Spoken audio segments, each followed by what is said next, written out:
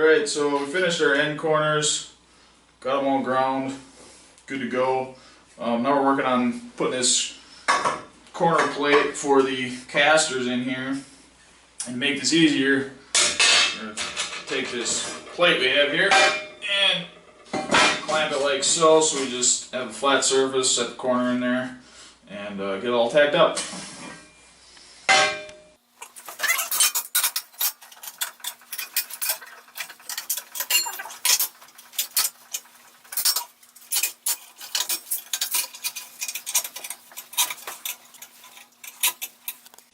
Alright, so we got the 3/8 inch piece of plate clamped in here for the caster to get mounted onto, and we're going to put 2-inch wide, 1/4 inch thick strap iron here to support it.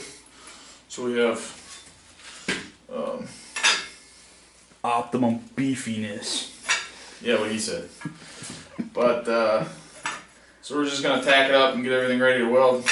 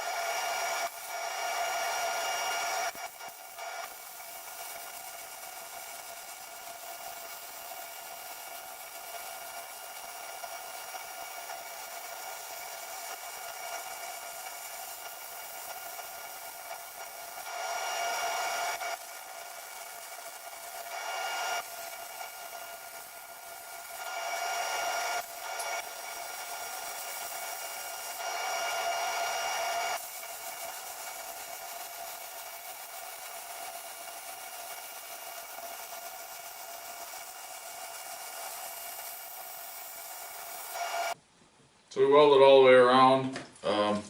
Probably doesn't need to be, but we like overkill. Did that, and now caster will just fit in here. We're gonna bolt them in, and should be good to go. Now we just gotta do the rest of them and move on to the next step.